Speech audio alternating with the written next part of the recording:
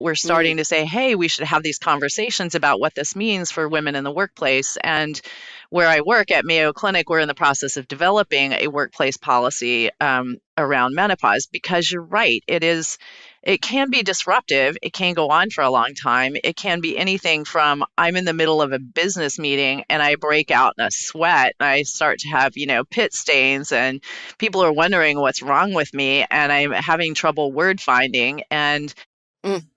some of the women that I see are like, I can't have this happen. I'm an executive, I'm a Right. CEO, and they're like, I can't have this happen. You have to make this stop.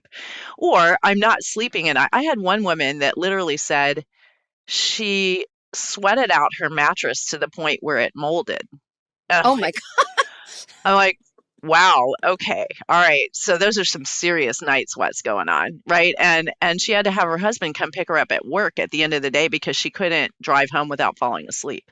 Mm. So some of these symptoms are incredibly disruptive, and it's hard to function during the day when you're not sleeping at night, or when you're so irritable you want to rip your spouse's eyes out, Hmm. or there's a lot going on. And I think we need to have conversations about, one, educating people about what this time is, and we should be able to talk about it. And it shouldn't be an ageist discussion, right? It Yeah. should be a normal conversation. This is a normal phase of life. This is not a disease. 100% of women are going to pass through this stage if they're lucky enough to get that far, right? Yeah. So we need to be able to have the conversations and not have it turn into a reason for discrimination, which Well, that's I'm yeah. deathly afraid of.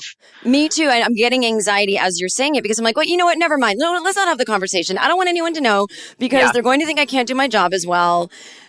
But it's true. How do we, in one way, it's nice to talk to other people who get it and say, I really can't find my words right now. You're having, jokingly, people will say things like that. I'm having a senior moment where you're trying to say, can you get me that? Oh, God, what's that thing we write on it? It's, paper, give me the paper. We have those moments.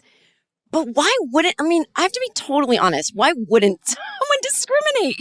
So I'm very anxious for us to have this conversation because how is it not going to backfire? What do we do?